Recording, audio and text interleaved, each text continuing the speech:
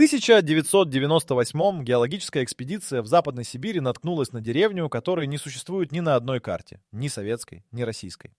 Жители говорили на русском языке, но называли царем Николая II и понятия не имели о Второй мировой войне. Часы в деревне шли в обратную сторону, и это зафиксировано в официальном отчете экспедиции. Добраться до нее можно было только вертолетом, и то случайно, потому что машина сбилась с курса из-за отказа навигационного оборудования прямо над этим районом.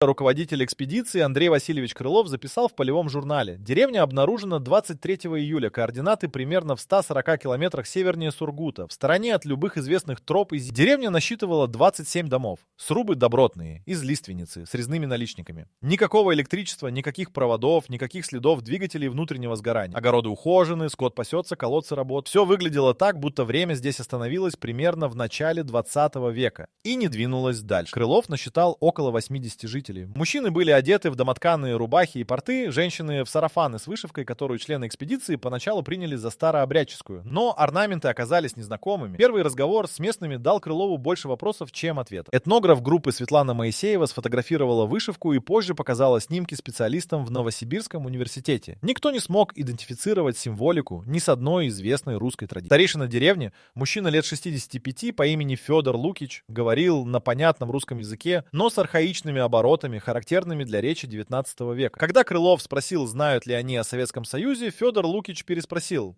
это что за держава такая? Когда геолог упомянул Вторую мировую войну, старик нахмурился и сказал, что слышал о войне с германцем, но она закончилась победой русского оружия еще при государе. Крылов решил проверить. Он назвал несколько дат и событий 20 века. Ленин — незнакомое имя. Сталин тоже.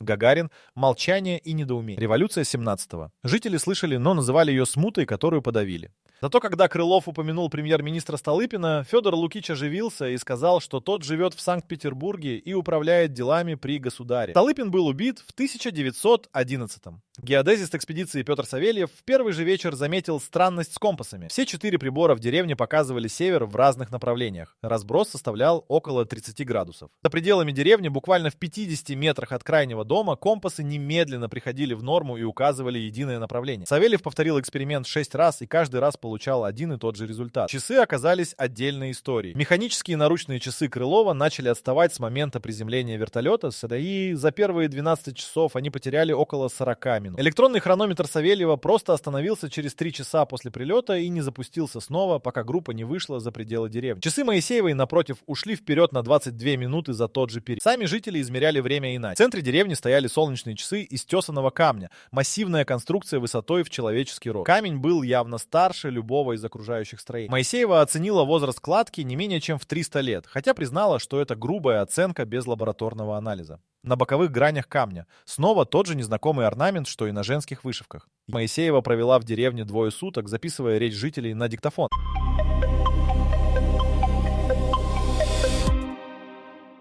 Уже на второй день она поняла, что дело не только в архаичных оборотах. Первое такое слово она услышала от девочки лет 10. Та указала на небо перед закатом и произнесла что-то похожее на зорень. Моисеева переспросила. Жители использовали слова, которых нет ни в одном словаре русского языка. Ни историческом, ни диалектном, ни старославном. Девочка объяснила. Это особый цвет неба, который бывает только когда солнце касается горизонта. Но еще не зашло. Ни закат, ни сумерки. Именно этот конкретный момент и конкретный оттенок. В русском языке для этого нет отдельного слова. Потом Моисеева насчитала еще 11 подобных слов за 2 суток. Каждое обозначало нечто очень конкретное. Оттенок света, тип тишины, характер ветра. Для чего в стандартном русском языке нет точного эквивалента. Лингвист из Томского университета, которому она позже передала записи, сказал, что эти слова не похожи ни на один известный диалект и не имеют объяснимой этимологии в рамках славянских языков. Но это было не самым странным. На 3-е утро Моисеева попросила Федора Лукича показать ей местную письменность. Старейшина не удивился просьбе. Он молча встал и повел ее к дому в восточной части деревни. Внутри на полках стояли книги. Около 40 томов, переплетенных в кожу. Моисеева открыла первый попавшийся. Текст был написан кириллицей, буквы узнаваемые, русские, но слова не читались. Точнее, читались по буквам, но не складывались в известные значения. Это был не церковнославянский, не древнерусский и не какой-либо из известных архаичных вариантов языка. Федор Лукич сказал, что это старый язык. На нем написаны все книги деревни, и его понимают только старейшины, прошедшие особое обучение. Простые жители говорят на обычном русском, но читать старый язык умеют единицы. Моисеева сфотографировала 23 страницы из разных книг. Снимки она передала в 3 независимых лингвистических учреждения – в Москве, Новосибирске и Санкт-Петербурге. Все 3 дали одинаковый ответ. Язык не идентифицирован, не является вариантом или диалектом какого-либо известного языка, использующего кириллицу. Один из экспертов добавил письменную ремарку. Структура текста указывает на развитую грамматическую систему, но она не совпадает ни с одной задокументированной системой в базах данных. Крылов тем временем пытался выяснить происхождение деревни. Федор Лукич рассказал, что их предки пришли сюда из другого места примерно 200 лет назад. Откуда именно, старик не уточнил. Сказал только «оттуда, где все было иначе». Крылов спросил прямо «иначе». Это как? Федор Лукич помолчал, потом сказал, что там было 2 солнца. Не одновременно, но в разные части года жители видели на небе второй источник света, меньший и более холодный. Крылов записал это в журнал и поставил рядом знак вопроса. Один из членов экспедиции, геолог Виктор Назаров, взял образцы почвы с огородов и из-под фундаментов домов. Лабораторный анализ, проведенный уже в Сургуте, показал в образцах следы минерала, который не входит в стандартный состав западносибирских почв. Минерал не был идентифицирован как что-либо из известного перечня, он имел кристаллическую структуру, близкую к кварцу, но с другими показателями преломления света. Крылов попросил Федора Лукича назвать полные имена всех жителей деревни.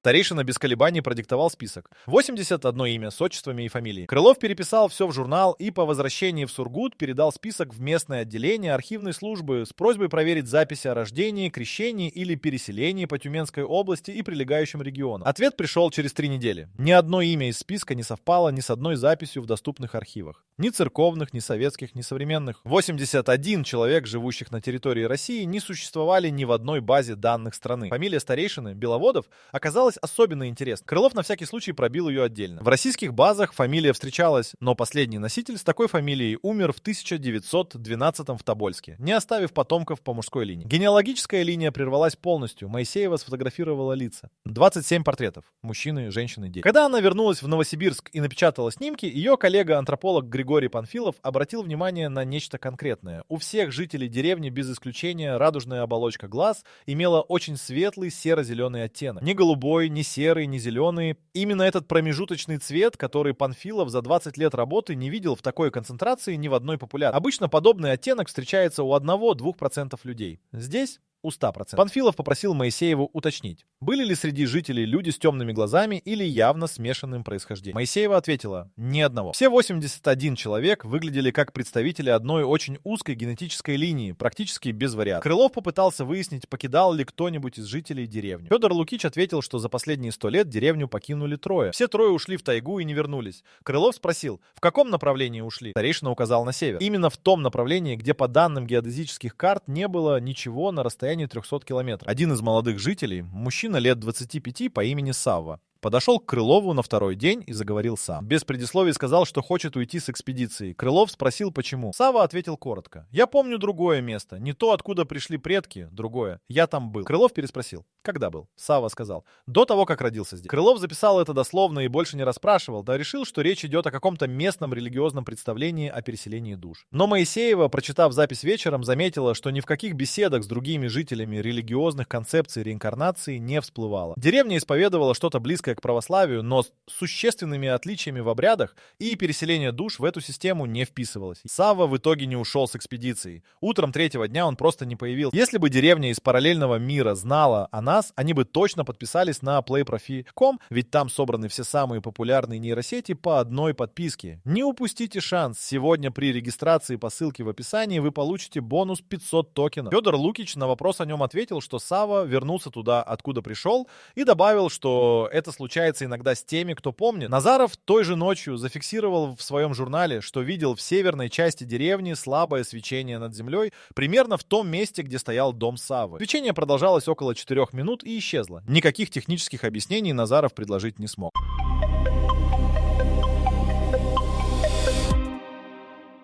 На четвертый день Крылов попросил Федора Лукича показать любые карты или схемы местности, которые есть в деревне. Старейшина снова повел его в дом с книгами. Из-под нижней полки достал плоский деревянный ящик, закрытый на деревянный же засов. Внутри лежали 3 карты, сложенные в несколько раз, на плотной бумаге желтоватого цвета. Крылов развернул первую. Это была карта тайги, подробная, с реками, возвышенностями, болотами. Деревня на ней была обозначена точкой в центре. Крылов сравнил рельеф с собственными геодезическими данными. Реки совпадали, болота совпадали. Гряда невысоких холмов к востоку совпадала, но примерно в 70 километрах к северу на карте была обозначена еще одна точка с подписью на старом языке, которую Крылов прочитать не мог. Он спросил Федора Лукича, что это за место. Старейшина ответил одним словом: порог. Крылов попросил объяснить. Федор Лукич сказал, что порог — это место, где тайга заканчивается и начинается другое. Не другая тайга, не другая местность, таз именно другое. Туда уходили те 3, кто покинул деревню за последние 100 лет. Туда же, по словам старейшины, ушел и Савва. Вторая карта оказалась принципиально иной. На ней не было ничего похожего на Западную Сибирь. 2 материка незнакомых очертаний, 3 внутренних моря, горная цепь,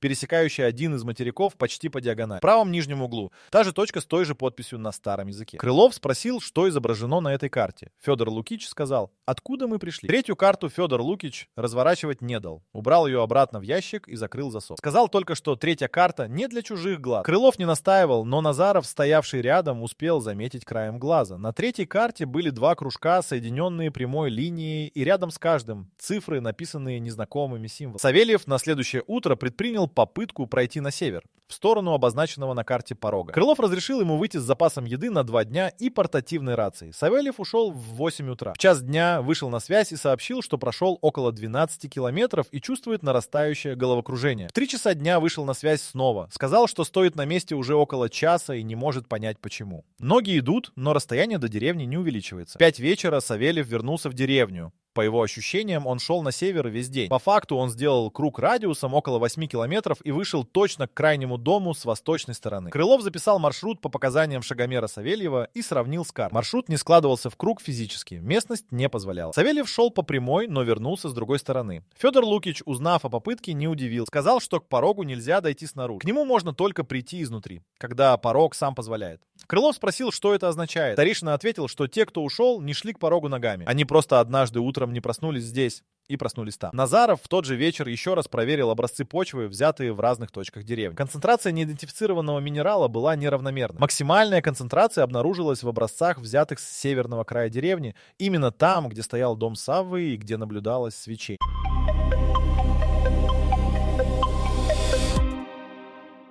Моисеева обратила внимание на детей на 2-й день, но осознала увиденное только на 4-й. В деревне было 14 детей. Она пересчитала точно. Все 14 выглядели примерно одного возраста, от 8 до 12 лет на вид. Ни младенцев, ни подростков, ни детей промежуточного возраста. Только эта одна возрастная группа, как будто все они родились в один и тот же короткий период. Моисеева спросила у одной из женщин, сколько лет ее дочери, той самой девочке, которая произнесла слово «зорень». Женщина ответила: 12. Моисеева записала. Потом спросила у другой женщины о ее сыне. Мальчики примерно того же роста и телосложения. Та ответила: 11. Потом Моисеева спросила у третьей матери. Ответ был 12. Вечером она попросила Федора Лукича назвать возраст каждого из 14 детей. Старейшина назвал. Младшему было 8 лет, старшему 17. Моисеева посмотрела на мальчика, которому якобы было 17. По физическому развитию ему можно было дать не больше 10. Она спросила об этом прямо. Федор Лукич ответил спокойно, без удивления. Дети в деревне растут медленно. Не болезненно медленно, просто медленно. Мальчик ростом с 10-летнего горожанина здесь действительно 17-летний. Он уже работает наравне со взрослыми, знает старый язык на начальном уровне и через 3 года будет считаться полноправным членом общины. Крылов попросил уточнить, до какого возраста доживают жители деревни. Федор Лукич подумал и назвал цифру: 140, 160 лет. Крылов переспросил. Старейшина повторил без изменений. Сам Федор Лукич, которому на вид было лет 65, сообщил, что ему 92 года. Он показал зарубки на деревянном столбе в сенях своего дома. Каждая обозначала 1 год. Крылов пересчитал зарубки. Их было 92. Назаров предложил практическую проверку. Он попросил разрешения осмотреть зубы нескольких жителей. Объяснил это как медицинский интерес. Федор Лукич не возражал.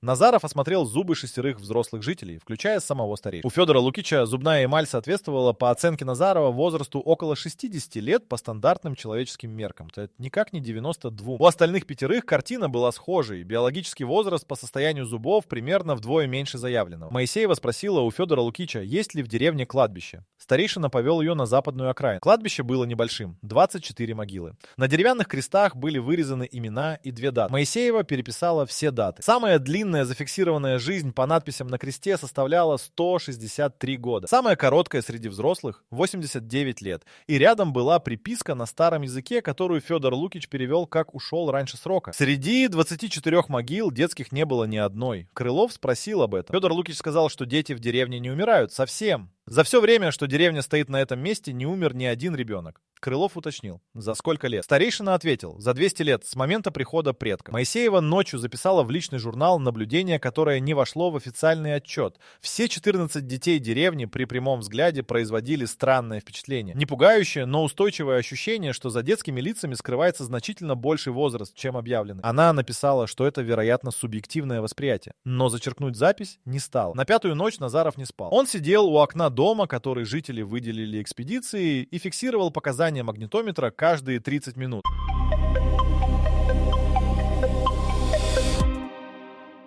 В 2 часа ночи прибор дал резкий скачок. Показатель магнитного поля в точке измерения вырос в 4 раза за 9 секунд, потом также резко вернулся к норме. Назаров вышел на улицу. Северный край деревни светился. Не так, как в ночь исчезновения Саввы, слабо и точно. На этот раз свечение было шире и ярче. Бледно-голубая полоса над землей, примерно в человеческий рост высотой и метров 10 в длину. Она не мигала, не двигалась.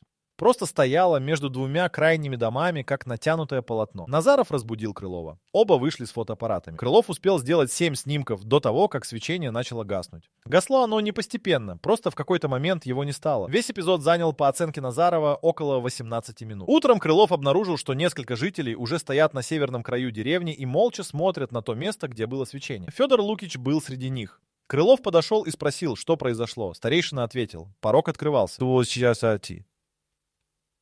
Крылов спросил: почему? Федор Лукич сказал, что порог открывается сам, без причины, которую люди могут понять. Иногда раз в несколько лет, иногда несколько раз подряд.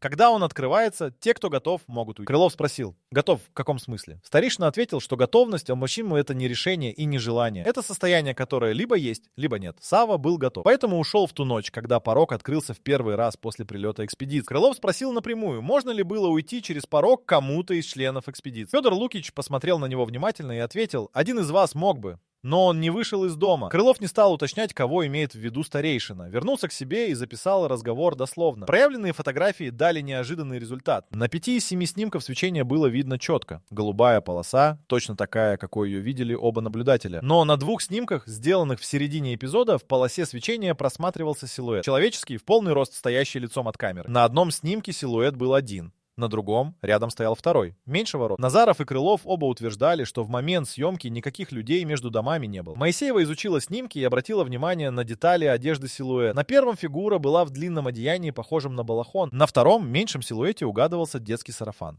Моисеева сравнила силуэт с фотографиями жителей деревни. Пропорции меньшей фигуры совпадали с пропорциями девочки, произнесшей слово «Зорь». Крылов нашел эту девочку утром и спросил, где она была ночью. Девочка ответила, что спала. Мать подтвердила. В тот же день Крылов принял решение об отлете. Экспедиция провела в деревне 6 суток, вдвое больше запланированного. Запасы топлива для вертолета подходили к минимуму. Федор Лукич, узнав об отлете, пришел к Крылову сам. Принес небольшой предмет. Деревянный брусок размером с ладонь, покрытый резьбой с уже знакомым орнаментом. Сказал, что это подарок и что брусок нужно держать при себе в дороге. Крылов взял, спросил, зачем. Федор Лукич ответил: чтобы вы нашли дорогу назад, если захотите. Вертолет поднялся в воздух в половине 3-го дня. Назаров смотрел на деревню в иллюминатор, пока та не скрылась за верхушками деревьев. По его словам, в момент исчезновения деревни из виду магнитометр снова дал короткий скачок. Точно такой же, как в 2 часа ночи перед открытием порога.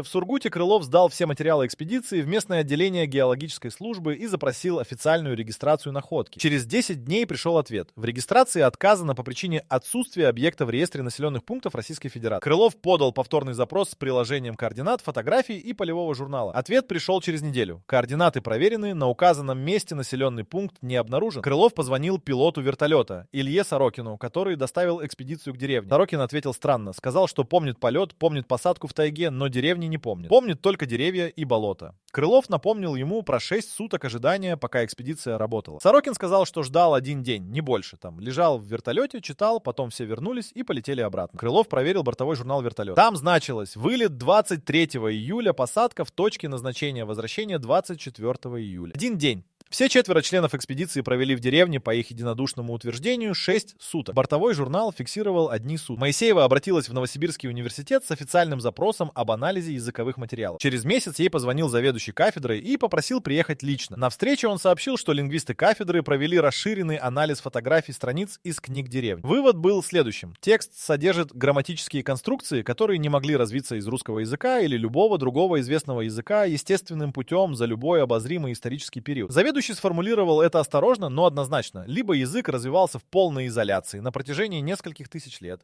либо он не является производным ни от одного земного языка вообще. Панфилов получил результаты анализа фотографий жителей от коллег-генетиков, которым передал снимки с просьбой оценить фенотип. Генетики запросили биологический материал для анализа. Материала не было, экспедиция не брала образцов. Но фенотипический анализ по фотографиям дал заключение: наблюдаемая комбинация признаков — цвет радужки, форма черепа, пропорции лицевого скелета — не соответствует ни одной из задокументированных популяций Евразии. Ближайшее совпадение по отдельным параметрам нашлось с населением Скандинавии IX-X веков по реконструкциям из археологических данных. Но даже это совпадение было частичным. Назаров отправил образцы неидентифицированного минерала в 3 лаборатории. Первые 2 вернули образцы с заключением: минерал не идентифицирован. Анализ невозможен по причине нестандартных физических свойств образца. 3-я лаборатория в Екатеринбурге дала развернутый ответ: минерал имеет кристаллическую решетку, не совпадающую ни с одним из 4700 задокументированных минералов Земли. Его изотопный состав указывает на возраст формирования около 2 миллиардов лет,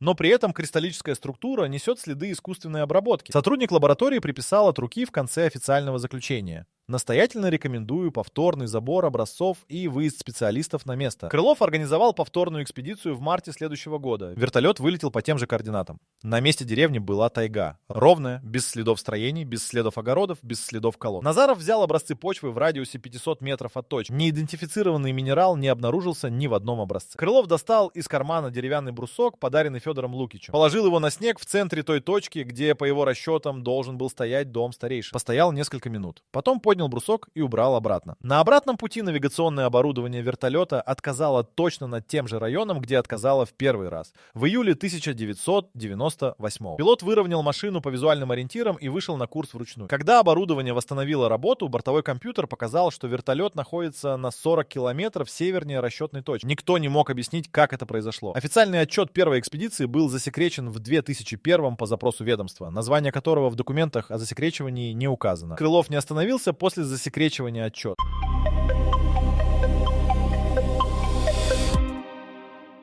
В 2003-м он опубликовал краткое описание экспедиции в малотиражном научном журнале Уральского отделения Академии наук. Без координат, без имен коллег, только факты и выводы. Статью не заметили. Тираж журнала составлял 280 экземпляров. В 2009-м Крылову позвонил незнакомый человек. Представился Дмитрием, фамилию не назвал. Сказал, что читал статью и хочет встретиться. Встреча состоялась в Екатеринбурге, в кафе на улице Вайнера. Дмитрий положил на стол папку. Внутри были фотографии. Черно-белые, явно старые. На них была деревня. Та же деревня. Те же срубы, тот же каменный столб с солнечными часами в центре, те же резные наличники. На обороте одной из фотографий была дата — 1934. Дмитрий рассказал, что его дед был сотрудником НКВД и участвовал в экспедиции в Западную Сибирь в 1934-м, хотя официально для поиска скрытых поселений раскулачей. Экспедиция нашла деревню по тем же примерным координатам. Дед составил отчет. Отчет был засекречен немедленно. Дед был переведен на другое место службы и до конца жизни не говорил о той экспедиции ничего, кроме одной фразы, которую произнес незадолго до смерти в 1987-м. Там живут люди, которые знают, что будет после. Крылов спросил Дмитрия, сколько человек было в деревне на фотографиях 1934 года. Дмитрий открыл папку на последней странице. Там был рукописный список из отчета деда. 81 имя. Крылов достал свой журнал 98 года и открыл страницу со списком, который продиктовал Федор Лукич. Совпали 64 имени из 81. Те же люди. Спустя 64 года. Моисеева, которой Крылов немедленно сообщил об этом, провела собственную проверку. Она запросила через знакомых архивистов любые документы НКВД по Западной Сибири 30-х годов, связанные с аномальными поселениями. Через 4 месяца получила единственный документ – докладную записку без подписи, датированную 1935. В ней говорилось, что объект в квадрате, обозначенном нечитаемым кодом, не поддается стандартной классификации и рекомендован к наблюдению без вмешательства. Следующий документ по той же теме в архиве отсутствовал. В 2012 году Крылов предпринял третью попытку найти деревню, на этот раз пешком, с группой из 3 человек, с точными координатами и современным оборудованием. Группа провела в том районе 8 дней. На 6-й день один из участников, молодой геолог по имени Артем, отстал от группы на привале. Через 20 минут вернулся, выглядел растерян. Сказал, что шел за водой к ручью, услышал запах дыма и пошел на него. Увидел огород и край забора. Повернулся, чтобы позвать остальных, и огород исчез. Был ручей и тайга. Крылов спросил Артема, видел ли он кого-нибудь. Тот помолчал и сказал «да». У забора стояла девочка лет 10-12, смотрела на него. Когда он повернулся и снова посмотрел в ту сторону, ее не было. Крылов достал фотографии 98-го года. Нашел портрет девочки, произнесшей слово «Зори». Показал Артему. Тот смотрел на снимок около 10 секунд. Потом сказал «она». Та же девочка. 14 лет спустя, того же возраста, с тем же лицом. Деревянный брусок, подаренный Федором Лукичем, Крылов хранил в ящике стола до 2018-го. В том году он передал его на анализ в ту же лабораторию в Екатеринбурге, которая исследовала минерал из почвы. Лаборатория установила, что дерево, из которого вырезан брусок, не соответствует ни одной породе, произрастающей в Западной Сибири или в любом другом регионе России. Возраст среза по изотопному анализу дал около 300 лет. Но структура волокна имела одну аномалию. Годовые кольца в срезе шли не наружу от центра, как у любого дерева на земле, а от края к центру. Дерево росло в обратную сторону. Как часы в деревне, которой нет ни на одной карте.